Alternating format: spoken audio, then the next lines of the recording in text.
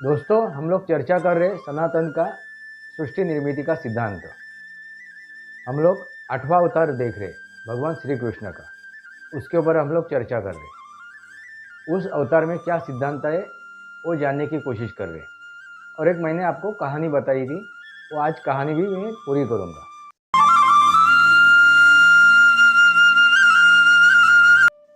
नमस्कार दोस्तों, सनातनी वास्तव इस YouTube चैनल पे आपका सहर्ष स्वागत है। मैं आपका दोस्त राजेश वासंती साबाजी किलुस्कर।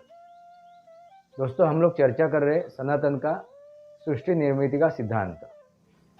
8वें अवतार के बारे में हम लोग चर्चा कर रहे भगवान श्री कृष्ण के 8वें अवतार के। 8वें अवतार में क्या सिद्धांत बताया गया है, किस सिद्धांत का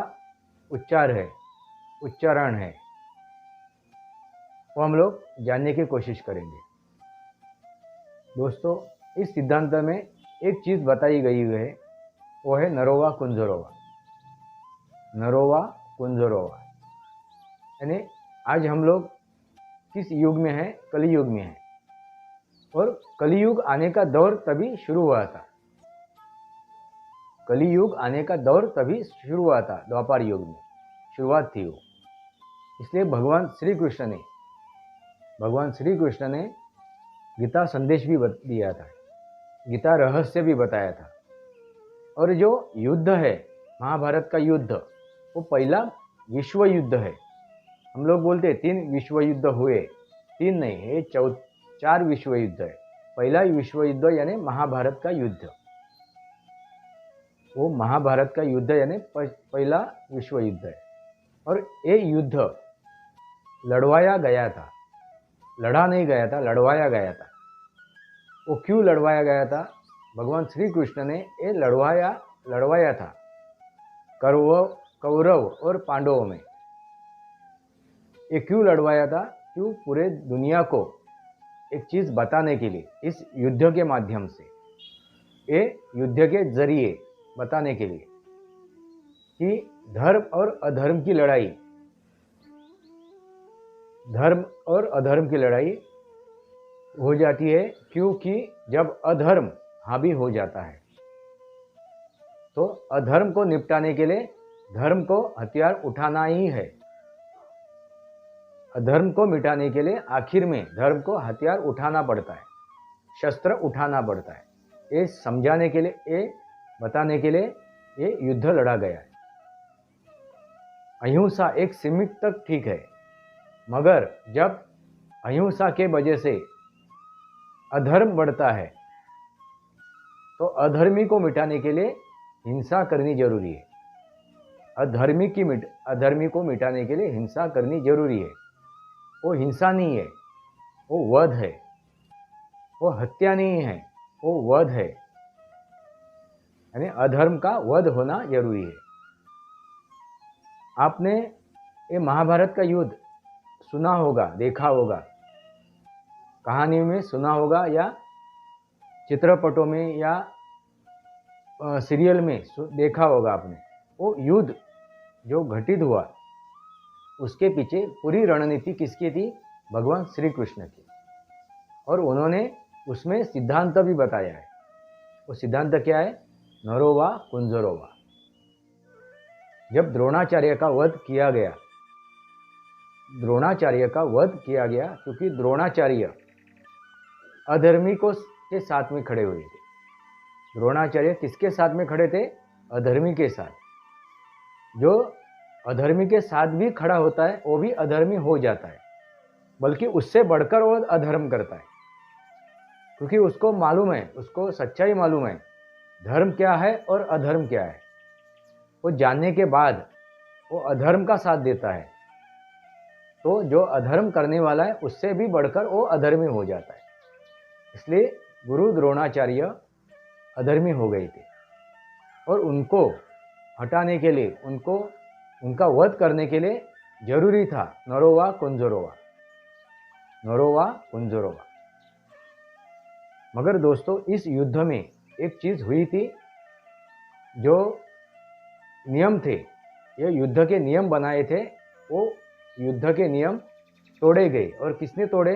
अधर्मियों ने, यानी कौरवों ने तोड़े। कब तोड़े? जब वो चक्रव्यूह रचा गया था। जब वो चक्रव्यूह रचा गया था, गुरु द्रोणाचार्य ने वो चक्रव्यूह रचा था और उसमें किसको फंसाया था? अर्जुन का लड़का, अर्जुन का पुत्र अभिमन्यु, उनको फंसा के, उनको निशस्त्र करके उनका वध किया था, अभिमन्यु का। और ये रणनीति है, ये कृष्ण की रणनीति है, ये कृष्ण नीति है। जब अर्जुन को उस युद्ध भूमि से बाहर जाना पड़ा, उस दिन में क्या घटित हुआ था?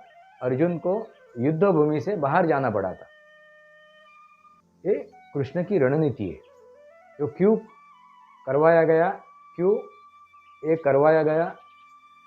क्योंकि उस दिन में, उस समय में उस युद्ध के नियम तोड़वाने थे, उस युद्ध के नियम तोड़वाने थे, तोड़ने जरूरी थी, मगर वो खुद ने नहीं तोड़े, ना पांडवों ने तोड़े, ना कृष्ण ने तोड़े। वो तुड़वाए गए, किनके हाथों से? अधर्मियों के हाथों से तुड़वाए गए। और उस युद्ध के नियम तोड़ने के बाद ही अगले जो धर्मी थे, अधर्मी थे, उनको नेस्तनाबूद किया गया, उनको मिटाया गया। वो कौन थे अधर्मी? वो है गुरु द्रोणाचार्य, पितामह भीष्म और कर्ण। उनको जानकारी थी कि हम लोग अधर्म के साथ खड़े हैं। वो जानने के बावजूद भी वो अधर्म के साथ खड़े हुए, इसलिए वो सबसे बड़े, वो अधर्मियों के वजह से भी बढ़कर वो अधर्मी हो गए और उनका भी नाश होना जरूरी था, करना जरूरी था। दोस्तों, इसलिए नरोवा कुंजरोवा, अधर्म को मिटाने के लिए, अधर्म को मिटाने के लिए साम दाम दंड भेद और देहांत प्रायश्चित। साम दाम दंड भेद और देहांत प्रायश्चित।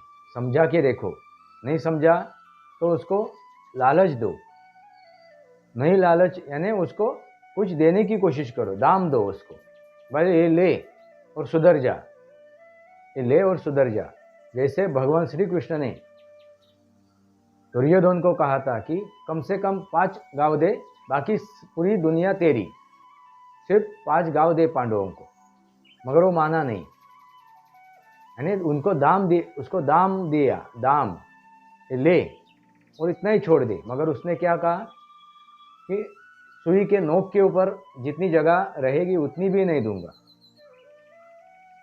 और भगवान श्री कृष्ण को भी वो क्या करने लगे? क्या किया उसने? बंदी बनाने की कोशिश की और दाम देके भी वो सुधरा नहीं। अभी दंड, उसको दंडित भी किया।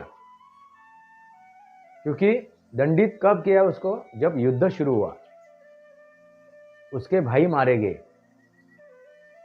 उसके साथी मारे गए, तो भी वो सुधरा नहीं। अंतिम उसको एक समय दिया गया था धर्म के मार्ग के ऊपर आने के लिए, मगर उसने माना नहीं। फिर उसका भेद किया गया, उसकी सच्चाई दुनिया के सामने लाई, तो भी वो माना नहीं। बाद में देहांत प्रायश्चित, बाद में देहांत प्रायश्चित। इसका मतलब क्या है? अधर्म को मिटाने के लिए साम दाम दंड भेद और देहांत प्रायश्चित। दोस्तों, ये करना जरूरी है। ये करना क्यों जरूरी है? क्योंकि हम लोग कलयुग में हैं और कलयुग में अधर्म इतना बड़ा है। हम लोग किसी को भी शिक्षा करने जाएंगे, उसको हम लोग प्रायश्चित के लिए उनको खड़ा करने जाएंगे, भाई प्रायश्चित लो, वो शिक्षा आपको भोगनी है। तो हम लोग करने जाएंगे तो 80%, 90% लोगों को, हमें इंसानों को हमें दंडित करना पड़ेगा, हमें दंडित करना पड़ेगा। इतना इस धरती पे अधर्म बढ़ चुका है। और ऐसे अधर्म को मिटाने के लिए, ऐसे अधर्म को दंडित करने के लिए, ऐसे अधर्म को नेस्तानाबूद करने के लिए, उसको मिटाने के लिए नरोवा कुंजरोवा जरूरी है, मगर वो मर्यादा में रह के, मर्यादा उल्लंघन करके नहीं, कायदे में, कायदों से, नियमों से और हक से। जैसा राम मंदिर हम लोगों ने 500 साल उसके पीछे आंदोलन करके, उसकी लड़ाई लड़के, अपनी प्राणों की आहुति देके, लाखों करोड़ों लोगों ने अपनी प्राणों की आहुति दी वो राम मंदिर बनाने के लिए, वो राम जन्मभूमि पाने के लिए। मगर उसके बाद 2022 में राम जी के बाल्य स्वरूप के विग्रह की प्राण प्रतिष्ठा हो गई। यानी हम लोग मर्यादा में रह के वो हम लोगों ने वो जीता है, वो चीज़ हम लोगों ने पाई है।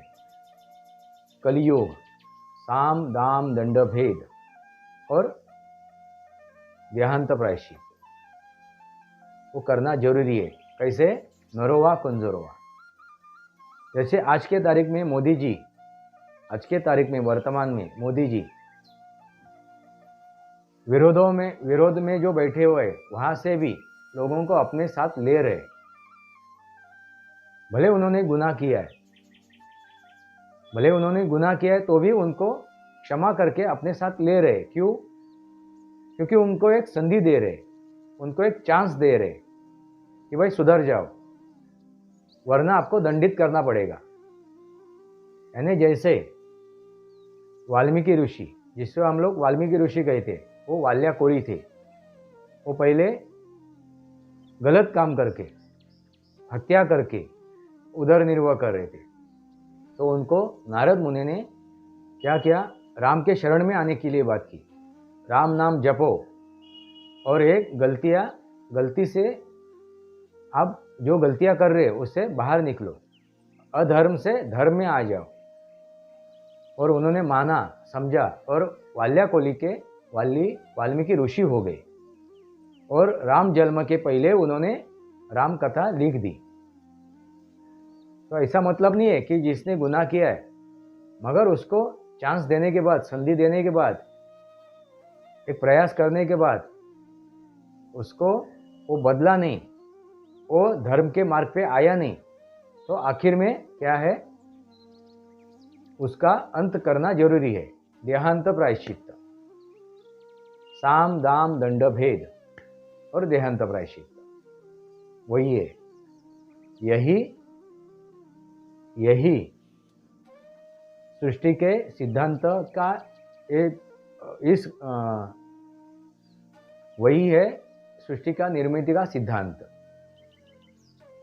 इस अवतार में, कृष्ण अवतार में यही सिद्धांत समझाने की कोशिश की है।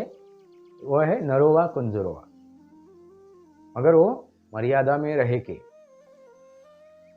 दोस्तों, आपको समझ में आया होगा मुझे क्या कहना है। ये जीने का रहस्य है। ये जो अवतार है उसके पीछे एक रहस्य है। वो रहस्य क्या है? जीने का रहस्य है। सनातन में सृष्टि का निर्मिति का सिद्धांत क्या है? वो है जलचर, उभयचर और भूचर। और उसका स्थित्यांतर होते वक्त उन प्राणियों का, यानी इंसानों से लेके हर एक प्राणी का, बुद्धि का और शरीर का स्थित्यांतर हो रहा था। बुद्धि में और शरीर में परिवर्तन हो रहे थे, उसका विकास हो रहा था, उत्क्रांति हो रही थी। और होते होते हम लोग आज 8वें अवतार तक आ गए। और 8वें अवतार में हम लोगों ने ये जाना, ब्रह्मांड नायक भगवान श्री कृष्ण को, उनका उल्लेख हम लोग करते वक्त ब्रह्मांड नायक करके उसकी उल्लेख करते, कृष्ण वंदे जगत गुरु। क्योंकि बचपन में ही उन्होंने अपने माँ को, यशोदा को, अपने मुंह में पूरा ब्रह्मांड दिखाया था। यानी ब्रह्मांड ज्ञान उनमें लबालब भरा हुआ था। पूरी तरह से वो ब्राह्मण थे, यानी ब्रह्मांड ज्ञानी थे। वो जन्म से क्षत्रिय थे मगर कर्म से वो ब्रह्मांड ज्ञानी थे, ब्राह्मण थे दोस्तों। यानी उनके बुद्धि का विकास पूरी तरह से हुआ था, 100% हुआ था। इसलिए उन्होंने जीने का रहस्य बताया है, गीता रहस्य बताया है पूरे मानव जाति को, कैसा जीना है, अगले आने वाले कली युग में कैसा जीना है। क्योंकि अधर्म का बोलबाला हो जाएगा, अधर्म आपे से बाहर निकल जाएगा। आज के तारीख में आप देख रहे हो इस दुनिया में अधर्म का बोलबाला ज़्यादा है और धर्म की पराजय होते गई थी। अधर्म जीत गया था, जीतता जा रहा था और धर्म की पराजय होती गई थी।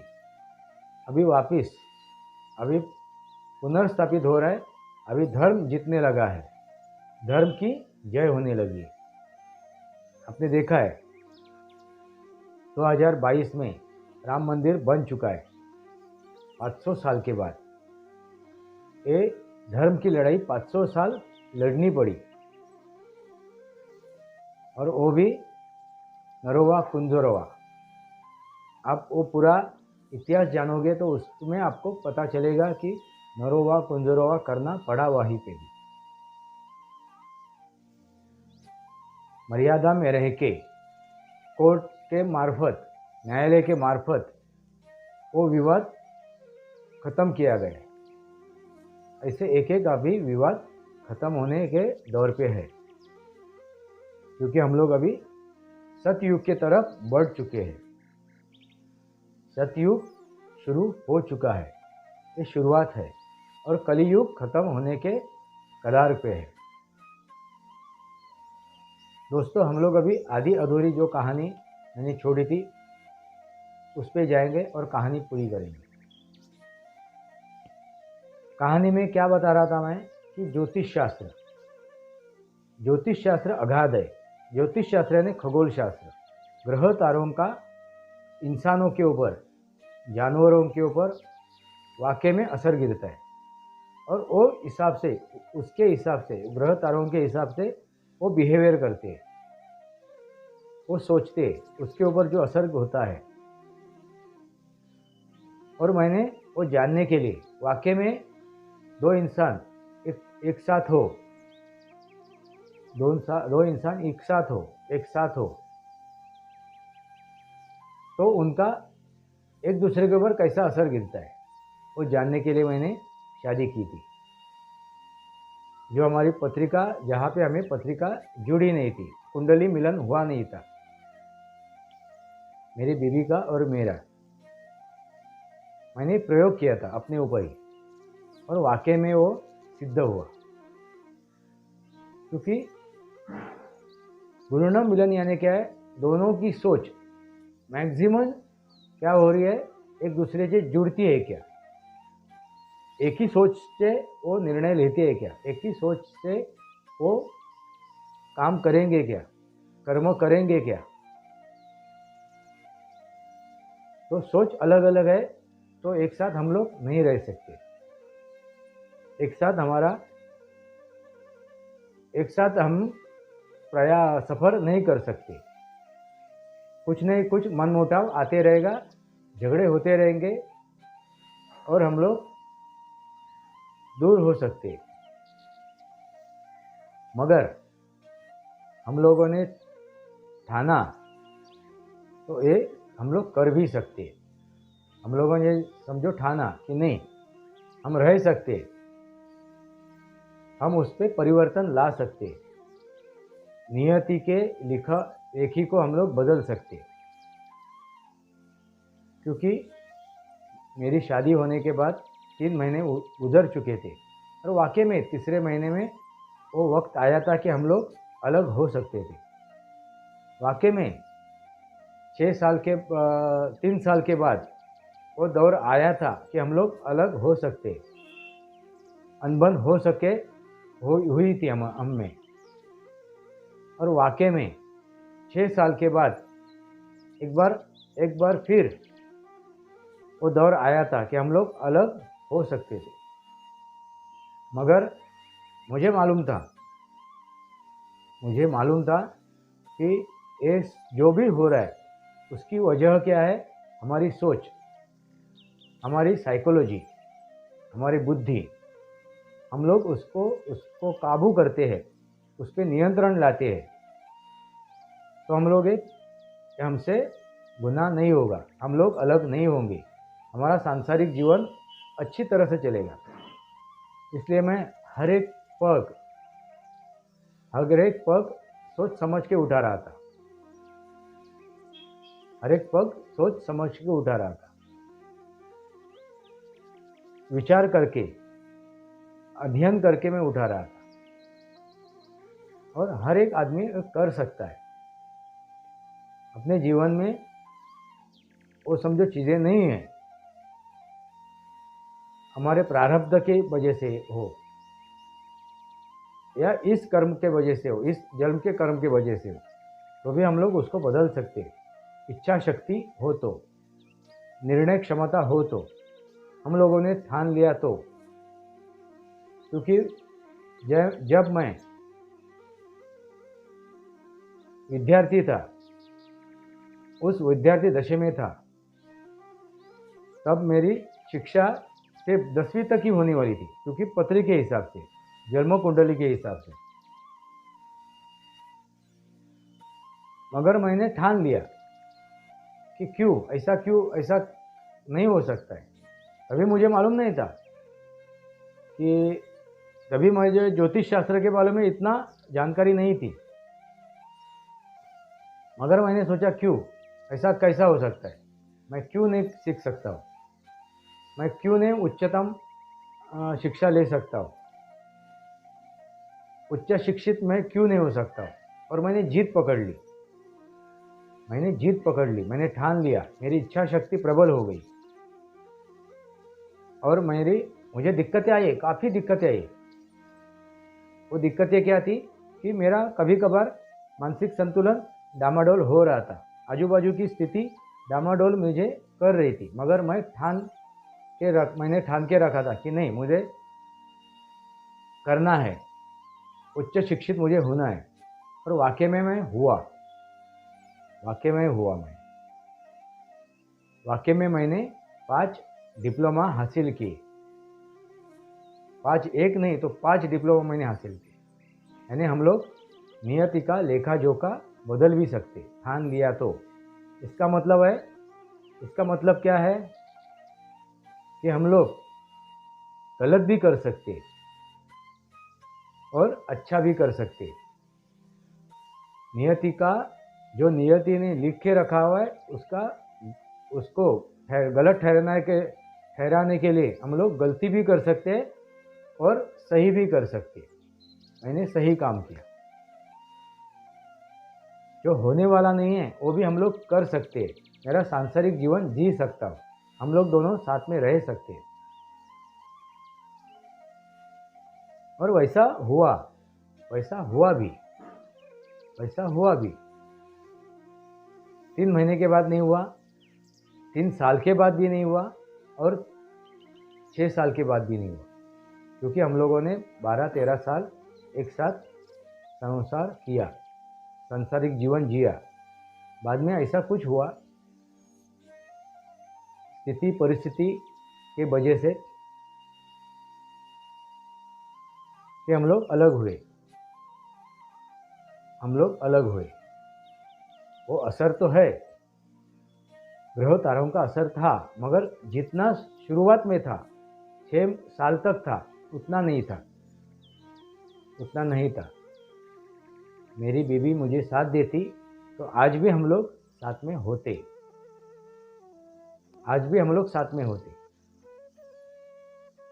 क्योंकि ये असर सिर्फ ग्रह तारों का ही नहीं होता है, तो परिस्थिति का भी होता है, आजू बाजू के लोगों का भी होता है। हमें किसके ऊपर कितना भरोसा करना चाहिए, अपने सगे कौन है, हमें साथ देने वाले कौन है, हमें बहकाने वाले कौन है, हमें गलत इस्तेमाल करने वाले कौन है, हमारा गलत इस्तेमाल करने वाले कौन है, उसको हमको परखना चाहिए, समझना चाहिए, क्योंकि ये आजू बाजू में लोग होते हैं, क्योंकि ये कली युग है। कली युग में आपको ऐसे ही लोग मिलेंगे, मैक्सिमम आपका बुरा चाहने वाले, और इनके वजह से आखिर में जो नहीं होना था वो हो चुका, हम लोग अलग हो चुके। मगर ये ज्योतिष शास्त्र के वजह से नहीं हुए, उसका थोड़ा बहुत असर था, थोड़ा बहुत, ज़्यादा नहीं था, थोड़ा बहुत असर था। इतना होने के लिए, इतना सब कुछ हम लोग अलग होने के लिए वो ग्रह तारों का कुछ भी मतलब नहीं था, ग्रह तारों का असर नहीं था, थोड़ा बहुत था, मामूली था। मगर जो आजू बाजू की जो परिस्थिति है, स्थिति है, लोग हैं, उनका असर ज़्यादा था। इस समय है, समय, स्थिति और परिस्थिति वो भापना जरूरी है, समझना जरूरी है, तो ही हम लोग एक साथ रह सकते हैं। 2 इंसान हो या 10 इंसान हो, परिवार हो या समाज हो, हम लोग एक साथ रह सकते हैं। तो क्योंकि क्या गलत है और क्या सही है ये समझने की ताकत हम में है, इंसानों में है, क्योंकि हम लोग बुद्धिमान हैं।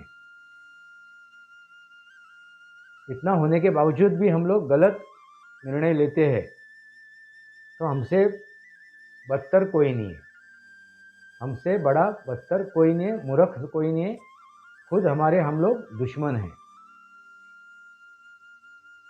दोस्तों, वाकई में ज्योतिष शास्त्र हमारे जीवन पे असर करता है, यानी खगोल शास्त्र, यानी ग्रह तारे। हमें क्या जानना जरूरी है, जब हम लोग किसी ज्योतिषी के पास जाते हैं, किसी ज्योतिषी के पास जाते हैं, तो हमें यही जानना है कि हमारे जीवन में क्या क्या बैरिकेड है, जो जीवन का सफ़र है, उस सफ़र में क्या क्या बैरिकेड है, जिस लक्ष्य तक हमें पहुंचना है, जो भी हमारा ध्येय है, वो पूरा करने के लिए हम लोग जब चलते हैं, सफ़र करते हैं, उस सफ़र में क्या क्या बैरिकेड है, क्या क्या अड़चने हैं, क्या क्या दिक्कतें हैं, वो खाली समझना जरूरी है। एक बार वो आपको समझ में आ गई तो आप वो दिक्कतें पार करके आपके मुकाम तक पहुंच सकते, आपके लक्ष्य तक पहुंच सकते। जैसा मैंने कहा था, क्योंकि मेरे कुंडली में मेरी शिक्षा ज़्यादा नहीं थी, 10वीं तक ही थी, मगर मैंने 5, एक नहीं तो 5 महीने डिप्लोमा हासिल किए, सिर्फ एक नहीं तो 5, इसका मतलब आप समझ जाइए। और मेरे बीवी ने ना होते भी हम लोग अलग होने वाले नहीं थे। जिस समय हम लोग अलग हुए वो समय ज्योतिष शास्त्र के हिसाब से नहीं था, यानी उसको संभालना जरूरी था, उसको समझना जरूरी था, समझ के लेना जरूरी था। हम लोग इतना सफ़र करने के बाद हम एक दूसरे को समझना जरूरी था, मगर वो हो गया। पूरी उसकी गलती नहीं है, स्थिति और परिस्थिति की भी उसमें उसका भी हाथ बाहर है, स्थिति और परिस्थिति का, क्योंकि मैं उसको दोष नहीं देता हूँ, क्योंकि वो इतनी ज्ञानी नहीं है। जितना मुझे ज्ञान था उतना ज्ञान उसे नहीं था, ना उसने जानने की कोशिश की, इसलिए पूरा दोष उसका नहीं है, वो स्थिति और परिस्थिति का है, ग्रहों का थोड़ा बहुत है। दोस्तों, आपको समझ में आया होगा कि ज्योतिष शास्त्र क्या है। ज्योतिष शास्त्र यानी मानस शास्त्र, साइकोलॉजी। वास्तुशास्त्र यानी मानस शास्त्र, साइकोलॉजी।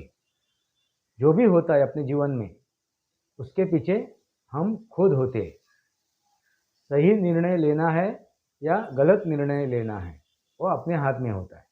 कब क्या करना है, किसके ऊपर ज़्यादा जोर देना है, किस चीज़ को हम लोगों को नज़रअंदाज करना है, किस चीज़ को अपने दिल में नहीं लेना है। इसके लिए क्या जरूरी है, तो षड विकार पे जय पाना, यानी षड आकार को विकार में रूपांतरित नहीं होने देना।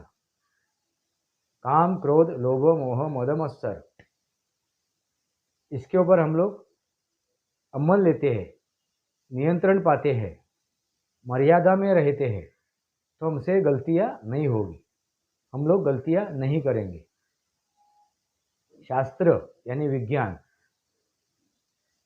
ज्योतिष शास्त्र यानी विज्ञान है। दोस्तों, शादी यानी कोई गुड्डे का खेल नहीं है, गुड्डे गुड्डी का खेल नहीं है। वो क्या है, एक संस्कार है, एक मैरिज नहीं है, एक कॉन्ट्रैक्ट मैरिज नहीं है। जैसे कहते कॉन्ट्रैक्ट, मुस्लिम लोग कहते हैं कॉन्ट्रैक्ट मैरिज, कॉन्ट्रैक्ट मैरिज नहीं है, ये संस्कार है। वो संस्कार को निभाना जरूरी है, इसलिए गुण मिलन करना जरूरी है। और गुण मिलन ना हो तो भी हमें एक साथ चलना जरूरी है, एक दूसरे को समझ के चलना जरूरी है, एक दूसरे का ख्याल करना जरूरी है। ग्रह तारों का अपने ऊपर असर गिरता है, आजू बाजू के स्थिति का असर गिरता है, वाकई में गिरता है, तो भी हमें दोनों को साथ में चलना जरूरी है। वो भागीदारी होती है, पार्टनरशिप होती है, क्योंकि हम लोग जब संसार करते हैं, सांसारिक जीवन जीते हैं, तब हमारे साथ हमारे परिवार के अन्य सदस्य भी होते हैं, उनके ऊपर भी असर गिरता है, अपने बच्चे भी होते हैं, अपने परिवार के इतर सदस्य भी होते हैं, दूसरे सदस्य भी होते हैं, उनको भी असर गिरता है। दो जीवों में यानी पति पत्नी में मन मुटाव हो, झगड़ा हो, तो उसका असर पूरे परिवार के ऊपर भी होता है। हम लोग सिर्फ कुंडली देख के उसके ऊपर नहीं, हम लोग ग्रह तारों के ऊपर ही नहीं ये कर सकते कि भाई हमारी कुंडली मिली नहीं, इसलिए हमारा ये झगड़ा हो रहा है। प्यार करने के बाद, प्रेम विवाह होने के बाद क्या है, प्रेम विवाह करते समय हम लोग कुंडली नहीं देखते ना। मराठी में एक कहावत है, पदरी पडलं आणि पवित्र झालं। उसको पवित्र करके लेना जरूरी है, क्योंकि ये सब कुछ जो चीज़ें होती है वो मन के हिसाब से, अपने बुद्धि के हिसाब से, यानी मानस शास्त्र, अपने मन को, अपने बुद्धि को काबू करना जरूरी है। ज्योतिष शास्त्र के हिसाब से करना जरूरी है, मगर कल उठ के ऐसा ना होता है तो समझना भी जरूरी है। हम लोग उसके ऊपर काबू पा सकते हैं, विधि लिखित बदल भी सकते हैं, विधि लिखित बदल भी सकते हैं। और मैंने वो बदला भी मेरे सांसारिक जीवन में या मेरे विद्यार्थी जीवन में, वो मैंने बदला भी, विधि लिखित बदला भी। मगर आपके साथ सांसारिक जीवन जीते हैं तब दो इंसान रहते हैं, और विद्यार्थी जीवन में मैं अकेला था, मुझे रोकने वाला या मुझसे अलग होने वाला दूसरा कोई नहीं था, इसलिए वो मैं पार कर चुका, वहाँ पे मैं जीत हासिल कर चुका। मगर सांसारिक जीवन में दो जीव एक साथ होते हैं, पार्टनरशिप होती है, एक दूसरे की पार्टनरशिप होती है, बीबी यानी पति और पत्नी की, हम एक दूसरे के भागीदार होते हैं। तो दोनों को भी संभल के चलना है, संभल के कदम उठाने हैं, तो ही वो सांसारिक जीवन ठीक तरह से चल सकता है। दिक्कतें तो आएगी, पूरे दुनिया में ऐसे एक भी इंसान आपको नहीं मिलेगा कि वो आपके मन के मुताबिक हो, आपकी जैसी वो सोच रखता हो, 100% आपके जैसी सोच रखता हो, ऐसा कोई भी इंसान, ना कोई प्राणी, कोई भी आपको मिल नहीं सकते पूरी दुनिया में, इस वसुंधरा पे, इस पृथ्वी पे। इसका मतलब क्या है कि हमें सोच समझ के चलना है एक दूसरे के साथ, तो ही हम लोग सांसारिक जीवन जी सकते हैं, पारिवारिक जीवन जी सकते हैं, सामाजिक जीवन जी सकते हैं। एक दो इंसान या अनेकों इंसान हम लोग एक साथ रह सकते हैं, हमारे मन के ऊपर काबू रखे तो। मन के ऊपर काबू रखे तो, अपने दिमाग के ऊपर काबू रखे तो। और काबू रखने के लिए क्या जरूरी है? षड विकार को दूर रखना। दोस्तों, आपको समझ में आया होगा, एक कलियुग है, उस कलियुग में ऐसे चीजें होती ही रहेगी। तो सच्चा क्या है, सच क्या है, कौन सच्चा है, हमारे अगल बगल में कौन सच्चे हैं, कौन हमें लूटना चाहते, कौन हमें फंसाना चाहते, कौन हमारा मतलब साधना चाहते, वो समझना भी जरूरी है। तो ही हम लोग सांसारिक जीवन जी सकते हैं। परिवार में हो, संसार में हो, परिवार में हो या सामाजिक जीवन में हो। सनातनी वास्तव ये मेरे यूट्यूब चैनल को सब्सक्राइब कीजिए, बेल आइकन दबाइए। मेरे विचार सही लगे तो लाइक कीजिए। आज के लिए इतना ही। भारत माता की जय, वंदे मातरम। जय भारत, जय महाराष्ट्र, जय सनातन।